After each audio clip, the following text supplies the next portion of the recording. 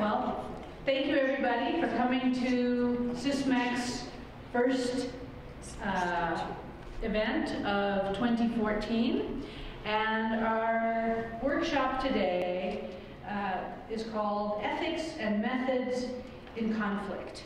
And it is comprised of two parts. So this morning's session is a panel discussion by University of Arizona faculty who have direct experience on these questions of ethics and methods in conflict zones and contested regions.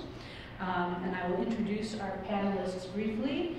After a brief lunch break, we will reconvene at 1:30 for an afternoon with filmmaker and journalist Matthew VanDyke, who has worked on the conflict in Syria after having participated in ways which he will describe in the conflict in Libya. And so giving a really first-hand account of the issues, dilemmas, decisions, precautions, and ultimate responsibility and accountability that one needs to take when producing knowledge in an active war situation. And so I hope that these two combined events, one of them more journalistic and academic amongst our faculty here this morning, and the other from someone who is has been controversially described by us as controversial for taking a stand in the arena in which he is producing knowledge, should be a very educational and lively discussion. And again, because of the intimate nature of our gathering today, I urge all of you to think about these issues as they apply to your own work, to not hold back on any questions whatsoever. And again, as Liz Oglesby has reminded us here today already, not everybody might want their words to be recorded, especially on topics of sensitivity like this. Not everybody might want to have their image displayed, and if you have any concerns about that, let us know. If not in the direct filming, we will absolutely take precautions to edit out anything so that we can have a frank discussion of the really difficult issues presented here today. This is part and parcel of this question of ethics in conflict. So our panel today consists of Dr. Jeannine Relly from the School of Journalism, where she's an assistant professor, Dr. Elizabeth Oglesby, who's an associate professor in the School of Geography and Development and the Center for Latin American Studies, Dr. Aomar Boum, who is an assistant professor in the School of Middle Eastern and North African Studies, and Dr. Linda Green, who is the director of the Center for Latin American Studies and an associate professor in the School of Anthropology. So whether in the Middle East or in Latin America, they all have experience working in the kind of field zone where you have to think very quickly but very deeply about how you conduct yourself and who your knowledge could possibly serve and who it could possibly harm. So I'll introduce them one by one with an individual bio, and we'll start with Dr. Jeannine Relly. She's assistant professor in the School of Journalism.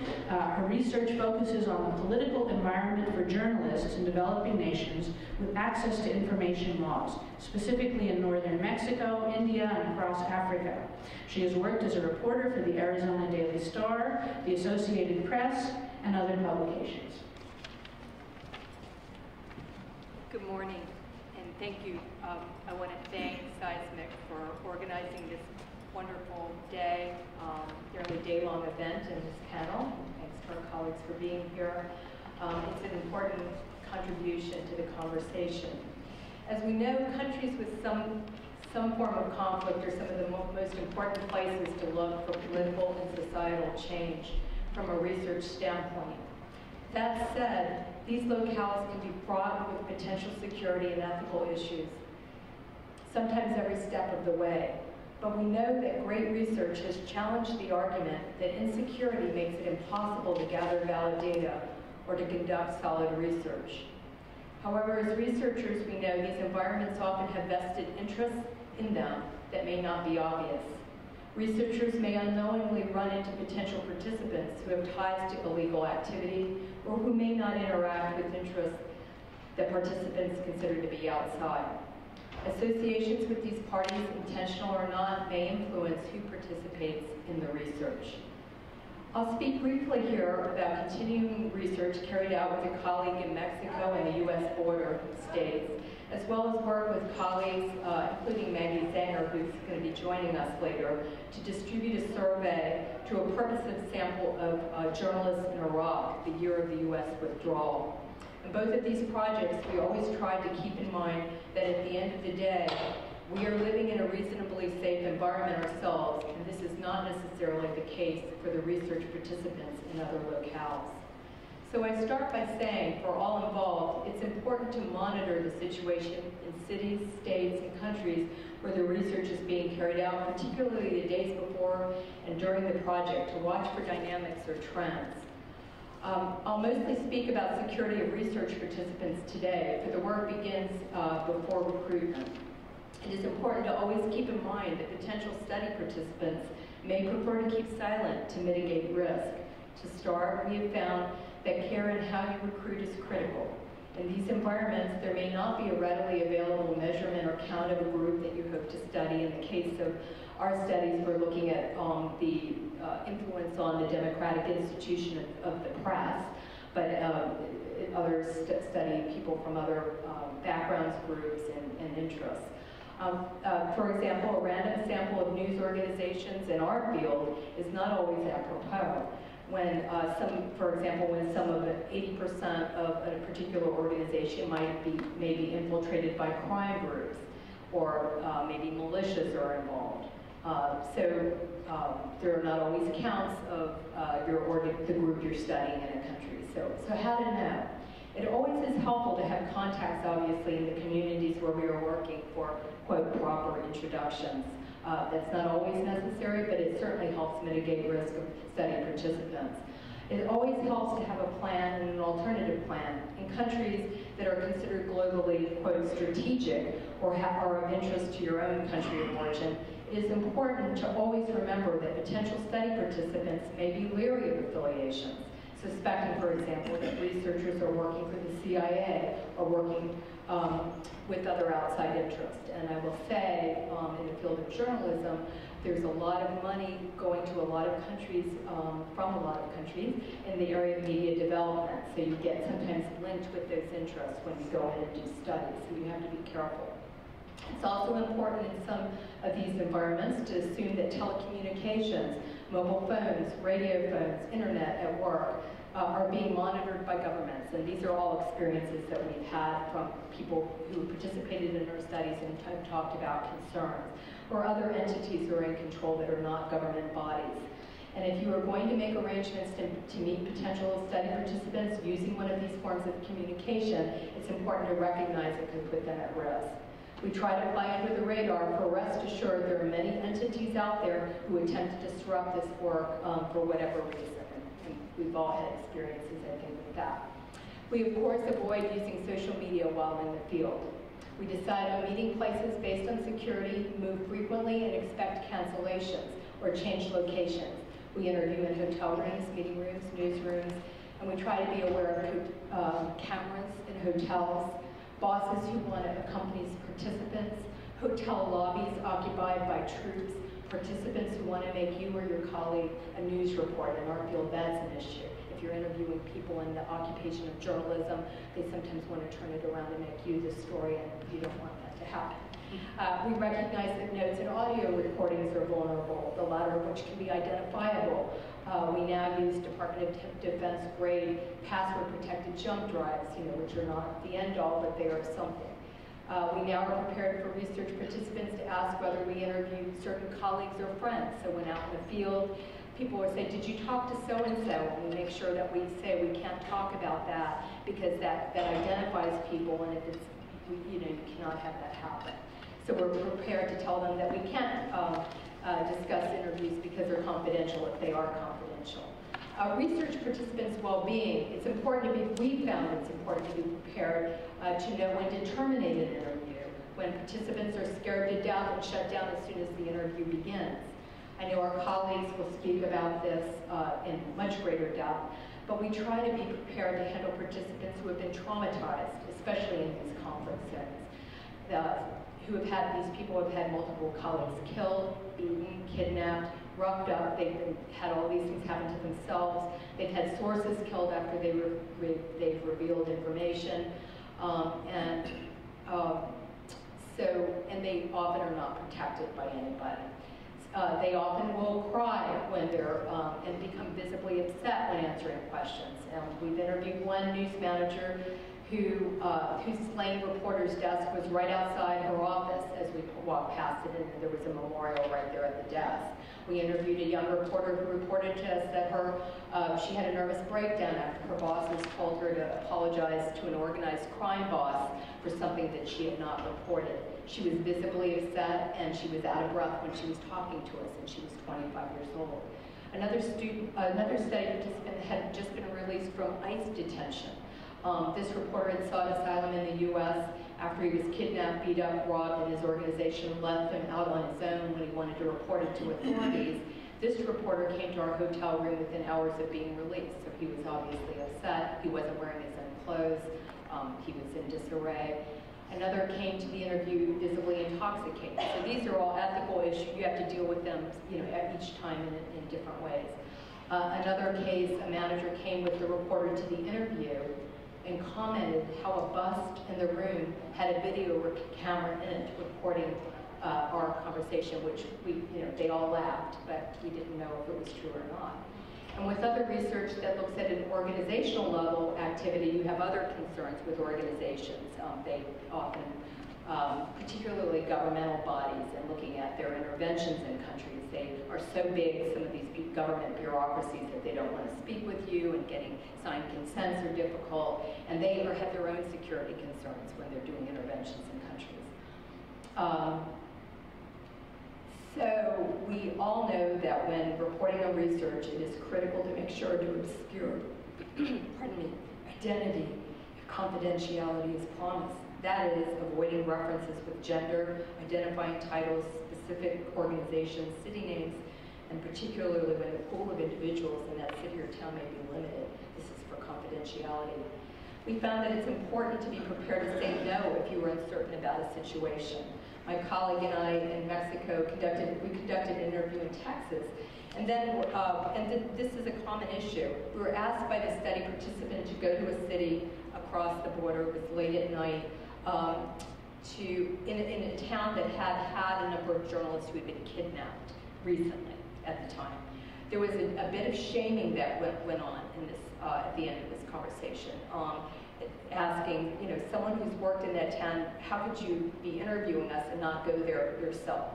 And of course, this made us feel bad, but it was at nighttime, and we instinctively did not feel comfortable with it.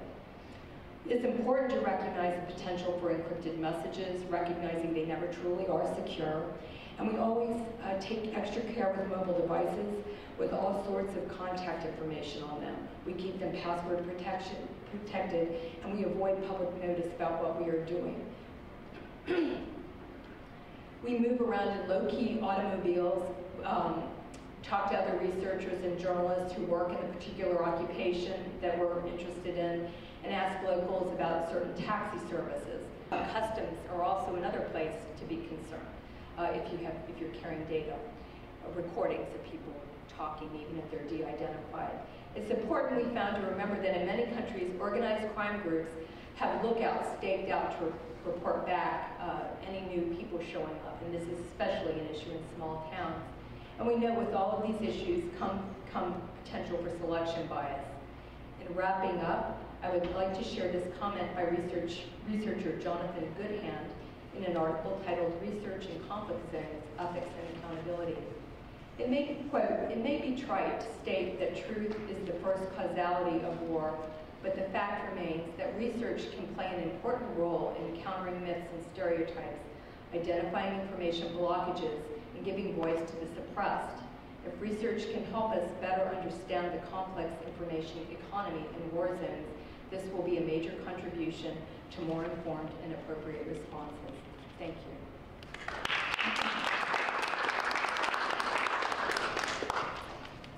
Thanks. Okay, I think we will take questions for all of the panelists at the end. And before I introduce our second panelist, Dr. Elizabeth Oglesby, let me remember to thank the sponsors of today's. For our third speaker, Dr. Aomar Boum, my colleague, who is assistant professor in the School of Middle Eastern and North African Studies. Dr. Boum's main research explores how Moroccan Muslims remember, picture, and construct Jewishness and Moroccan Judaism. His book has just recently been published. It's called Memories of Absence, right? By Stanford University Press, to critical acclaim. He's also spent much time conducting ethnographic research in Morocco on other topics ranging from ethnic folk dance and nationalism to hip-hop and youth dissent. Thank you, Leila. It's always humbling to be in the company of a former professor.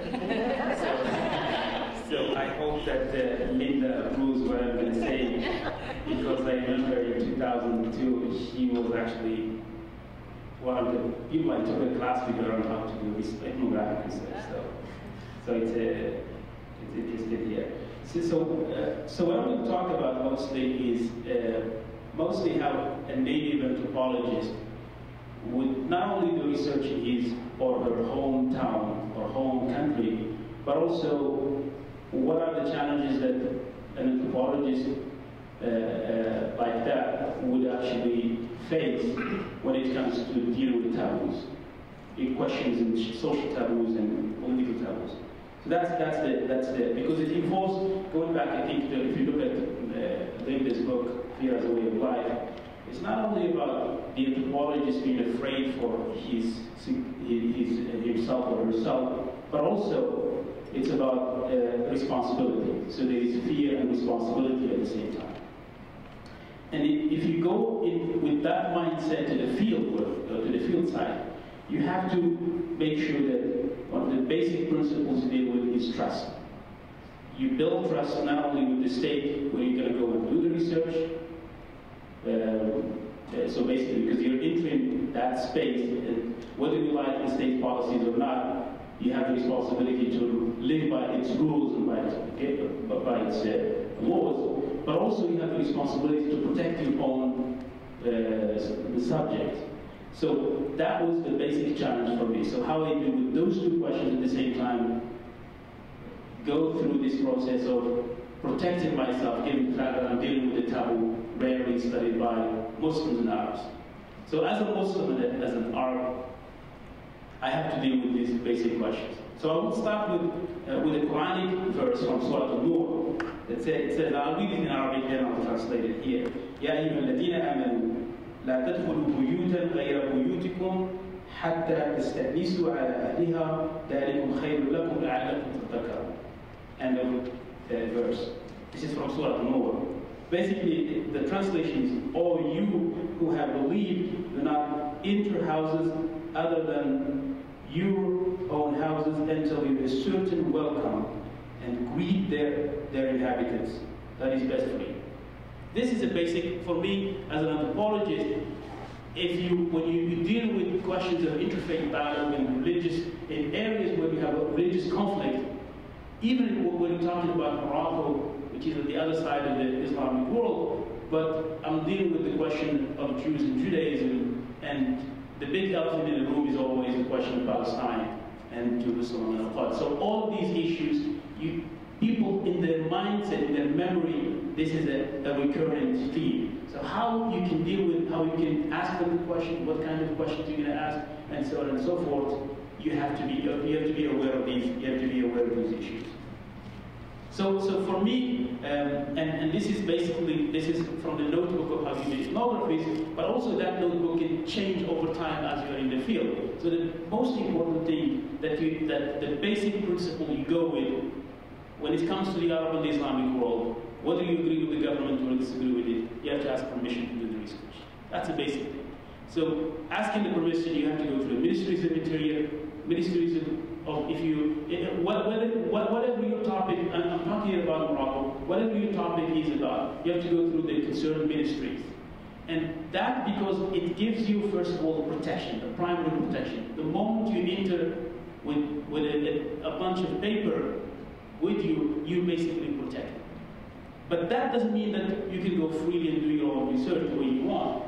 The second basic principle is you have to protect, once you get into the village or a town or a neighborhood in the urban environment, you have to talk to the government official.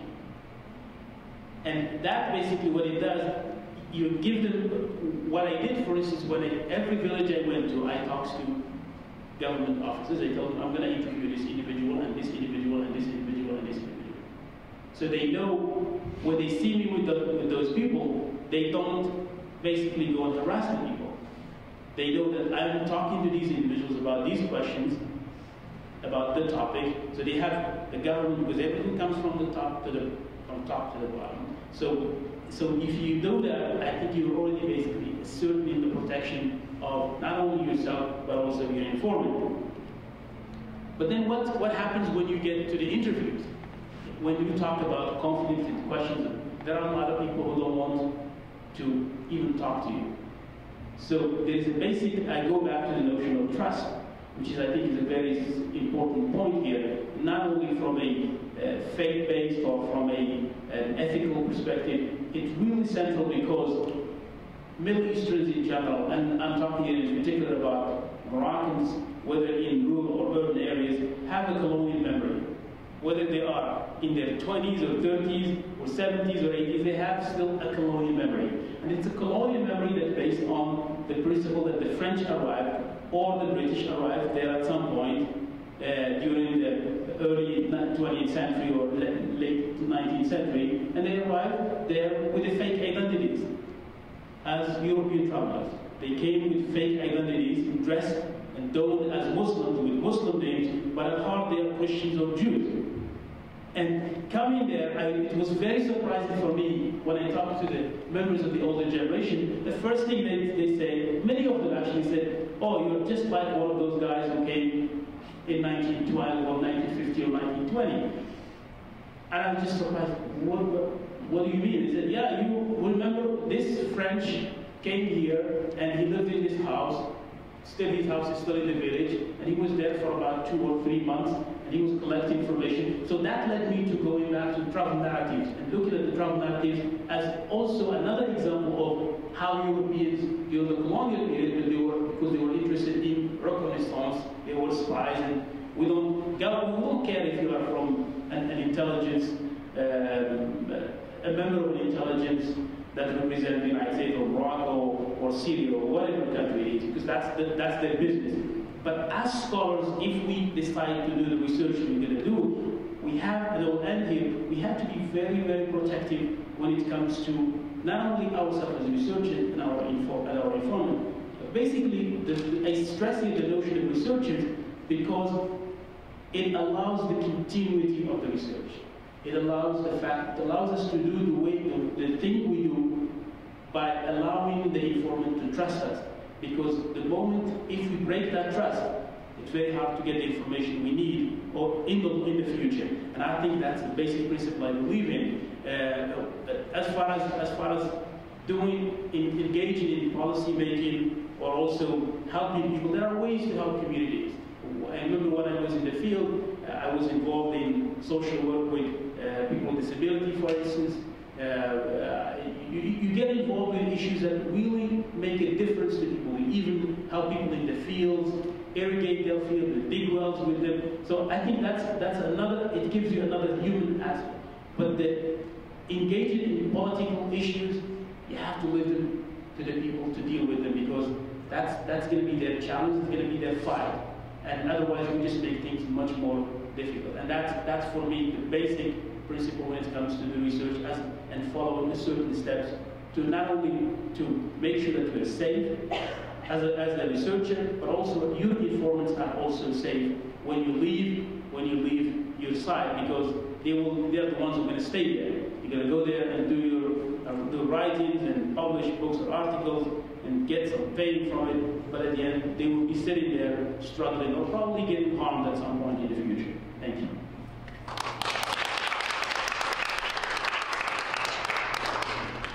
And our final speaker on the panel today is Dr. Linda Green, Director of the Center for Latin American Studies and Associate Professor in the School of Anthropology. Her research focuses on structural and political violence and gender and human rights as it relates to Mexico and Mesoamerica, specifically Guatemala.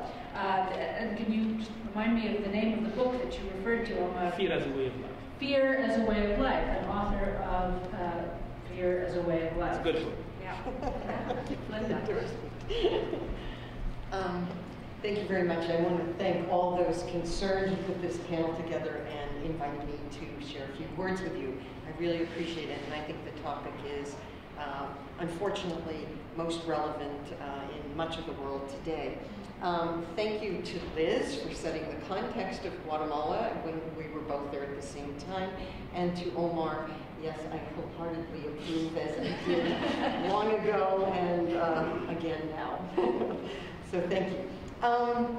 I want to talk today, I'll talk about my research in Guatemala. I was a doctoral student at Berkeley when I went to do this research, first going to Guatemala in '86 and then beginning the field work in '87. I had intended to go to Guatemala to look at female-headed households, widows, and how indeed with changes in the structure and dynamic of households, now headed by women alone, how are they surviving? And not only one or two households, but at least a quarter of the households in any little community. And so basically what I had set out to do, unbeknownst to me in many ways, was to look at issues of violence and power. And that only became much more apparent once I got to the field. But before I turn to that, I want to talk about a couple things as anthropologists. One of our central tenets of our code of ethics is to do no harm. And it sounds wonderful, and we can all agree with that, but what does it mean when you operationalize that? Is that something that is one size fits all? Well, our panelists, I think, have already started fettering out. It clearly is not. But it matters, context matters a lot. Are you going to work in a situation where there's ongoing conflict? Are you working in a post-conflict situation? Are you dealing with people who have been traumatized? Are you dealing with people who have had low-level but unrelenting trauma and suffering over the years? So I think that matters. I think also another issue that's extremely important is, why do you want to go do that research? So not only how do you do it, but why do you want to do it? What is the hopes? I bring this up because I was just in a conference last March in Copenhagen on issues of violence, people from around the world that work with issues of violence, both structural and political. And there were a bunch of graduate students from around Europe, and Europe still has a rather generous fund for financing students to go to the field. And it almost felt like, as we heard one student after the other, there was kind of a one-upmanship. So not only looking at issues of violence from the perspective of the so-called victims, but also studying the perpetrators, which has some important implications, but also it felt like it was getting ratcheted up. So one girl was living up in the mountains with Congolese rebels for a period of time, and she herself seemed extremely traumatized to me. And it seemed like there were more and more of that kind of level of upping one's, now I can do this, now I'll do that, in some kind of hierarchy of who can put oneself in the most dangerous of situations. Myself, I was much more bumbling at that. In the 80s, when I was about to go to the field, my dissertation committee said to me, so what's anthropological about studying violence? Because we were used to just studying the violence of the primitive against each other, the old anthropological trope of the other, the violent other. And we'd go look at their rituals around that and not actually looking at state power as a perpetrator of violence and what does it mean on the people themselves. I, unlike Liz and the team she was working with, rather than going into the direct area where the violence was still very much ongoing, I had chosen to work in an area that was supposedly quiescent, that the massacres had happened some 5 years previously, although there was a daily military presence of the Civil Patrol and the Army. I mean, one certainly felt their presence. There was a strange quiescence and a silence, and only later did I come to understand the title of my book, Fear Became a Way of Life, manifested mostly through silence. So one of the big challenges I heard, and this is, the difference I think is this idea of trying to do long-term field work, live there. So I wanted to live in a village, which proved to be much harder than I initially thought, because when I started going around to try to see who would rent me a place, I mean, I was like, no one wanted to touch me. You know, the gringa, you know, I was either the CIA or the guerrilla, but nobody wanted me. So it took me 3 months to find housing. It gave me a good long time, actually, to think about what that might mean, because not only is the issue of power for, in this case, state-sponsored violence against the Mayan people, but and that's how I went to Guatemala, with the black and white, you know, the good guys, the bad guys. And I get in the village, and then I start understanding that those power dynamics are replicated at the local level as well. So if somebody starts telling me they know the guy who fingered their husband to the military, and the military was more than happy to kill any Indian, they didn't need much of an excuse. So there, and I was shocked, so the guy lives next door. So the kinds of power differentiation at the local, micro level were extremely important. So it gave me some time to think about, since no one wanted to rent to me, is who would I like to live with if somebody finally would rent someplace to me, and finally a widow did. But it matters very much who you align yourself with, and one of the things you can't know until you're there for a while is, who are you going to align yourself with? And you don't know the history of that region or that village or those power dynamics. And that's another point. Before you go to the field, you really have to understand the history, the culture, the politics, the economy of the region you want to work in. That's absolutely crucial. You just can't arrive in on the scene as if there is no past that informs a present. The other, of course, is gaining access to that research site that's under control. A professor at Berkeley, who was Liz's undergraduate professor, you see we have all kinds of links here, said to me, go to the military and tell them what you're going to do. I had a Fulbright scholarship, so that gave me the little emblem, which sometimes was nice to show and sometimes not, depending on your circumstances, the seal of the United States. So I did go to the military and announce that, you know, I wanted to study. I never used the word widows because that was a no-no, like violence, la violencia, viudas, huérfanos, orphans. Those were all very incendiary terms at the time in Guatemala, so I always called them female-headed households, which always sounded very awkward, but I stuck to it. Thinking that I was fooling everyone. And then when I went to the commandant of the military base, he said to me, you realize there's still a war going on where you want to work, right? Oh, no, didn't know that. And then, as I say, I thought I was certainly fooling the local people by just talking about female-headed households. And I remember picking up a guy in my pickup one day, and, you know, an old guy walking along the road, and we're talking, and he says, oh, you're the one working with widows. And oh, yeah, great, I see I'm doing really well. But getting that access and, you know, seemingly, you know, I mean, because Liz is absolutely right, as well as Aomar, Jeannine, there is no neutrality. We all go with a particular perspective of, you know, who we are in this game.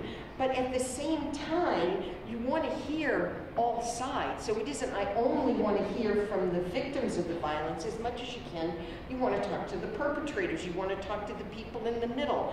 So you have to be able and willing to both hold your perspective and hold it in an ethical and moral way, and at the same time, don't close yourself off to all other perspectives, particularly if one of the things you're trying to do is unmask how power operates. And not only its structures, but its mechanisms, its dynamic.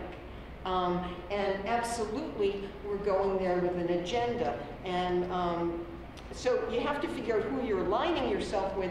At the same time, do not close off avenues of listening openly to what other people have to say. Then you have to make your own judgments about that. The other thing, two other things I want to index, and then I'll stop, is, you know, again, how do you find somebody to work with? I had the luck, and again, I feel like I just had so much luck in doing this initial field work, because I really didn't know what I was doing. You know, I mean, I didn't know what I was getting myself into, and I didn't quite know how it went. But finding a translator or finding a research assistant, you know, the obvious thing and the traditional anthropological thing is to do is find somebody right from the community. But of course, in these kinds of situations, that's fraught with difficulty because of the power dynamics, the local power dynamics. So again, I was fortunate that I found a translator, research assistant, who, a translator from Maya Cachiquel to Spanish, in that she was from the region but not from the area, so no one knew her, but they could relate to her, and it was on her coattails, or corte, her Guatemalan skirt, that I was actually allowed into many places because they trusted her. They didn't trust me. People, of course, didn't trust me, and nor should they have. And you know, certainly fear was something that joined me to them, because as living in the community for long term, I was there almost 2 years, you get to see a lot of things and feel a lot of those same things, but it also separated me from people, because even though I was living there, I always had the US passport, I always had the ticket, I could be out of there whenever I wanted. So it was a very ambiguous space. Protecting your field notes, fortunately in the 80s, there were no real computers that anyone took with them anywhere, so I wrote field notes. The women wouldn't allow me to tape them. That wasn't an issue. In fact, I couldn't even take field notes in front of them. They were so uncomfortable that my field assistant and I we learned to listen really attentively and remember, and then we'd go out to my truck as soon as we could, get in my pickup, turn on the tape recorder, and relive everything that we could possibly remember from that interview, because that's the only place we felt safe. Even where I was living didn't feel safe to do that. And then the last thing I want to end with is bearing witness, and not in the religious or humanitarian sense, but in the accompaniment sense. So when you go do and work with people who are the recipients of some of the most brutal situations and violence, what is your responsibility, not as a researcher, but as a human being?